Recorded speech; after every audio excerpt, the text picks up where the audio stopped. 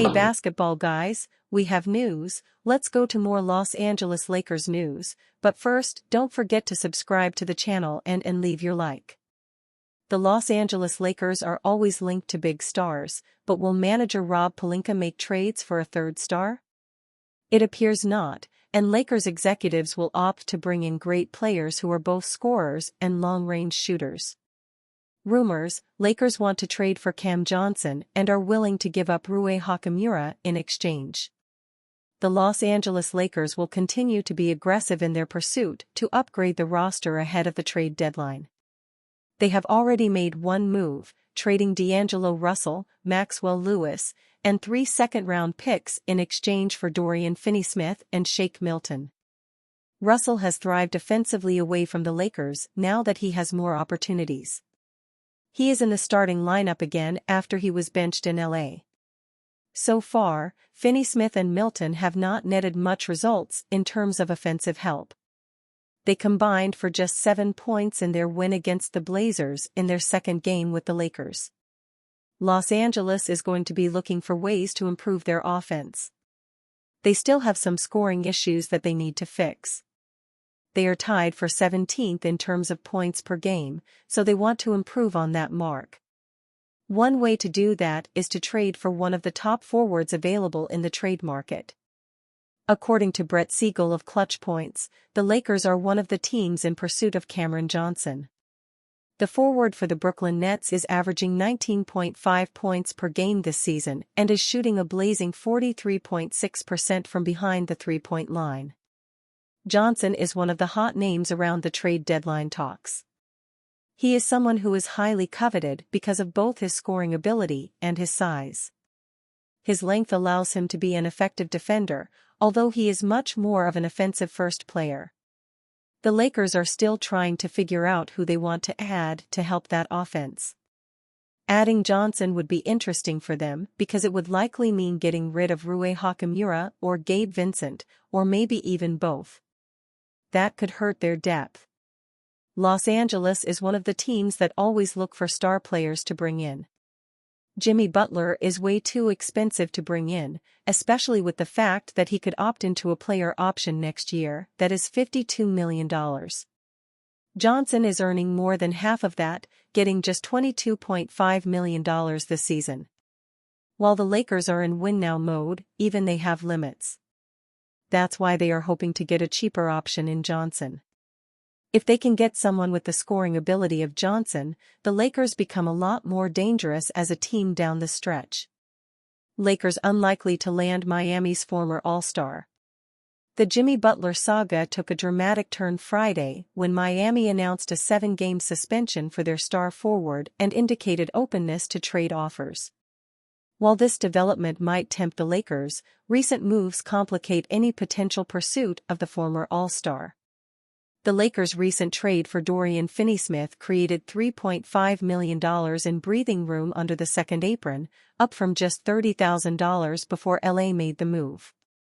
However, being above the first apron still limits their ability to take on additional salary in trades. Butler's $48.8 million contract presents a significant matching challenge. Without including LeBron James, $48.7 million, or Anthony Davis, $43.2 million, the Lakers would need to combine at least 4 players to make the deal work. With Finney-Smith, $14.9 million, unavailable for aggregation, a package would likely require Rui Hachimura, $17 million, Austin Reaves, $13 million, Gabe Vincent, $11 million, and Jared Vanderbilt, $10.7 million.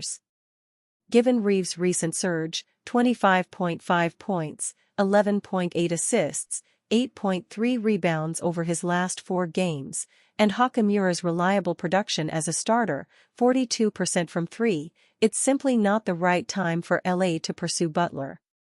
While Vincent and Vanderbilt represent less significant losses, the overall hit to the Lakers' depth chart could prove too costly.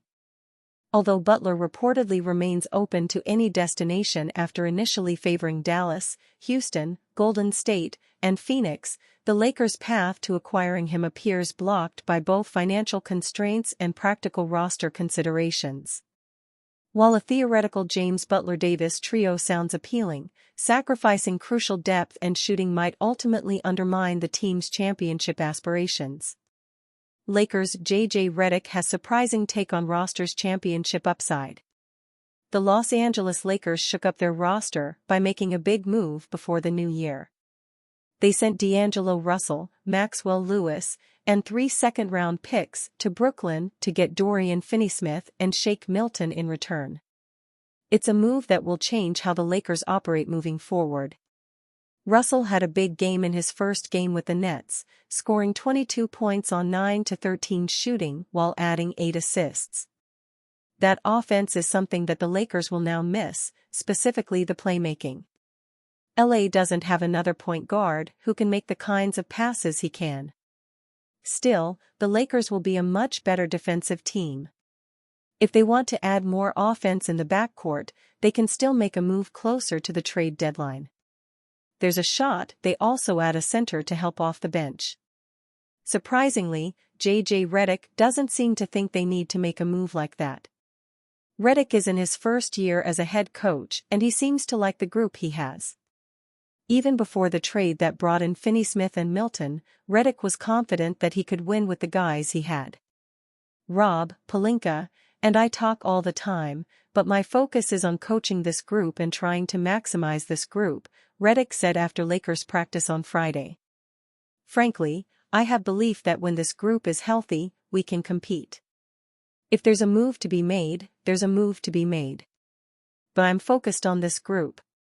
Redick is supremely confident in his ability to get the most out of his guys. Having LeBron James and Anthony Davis on his team doesn't hurt his confidence either.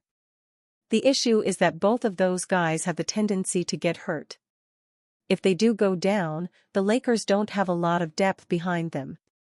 That was part of the reason why the Lakers made this trade.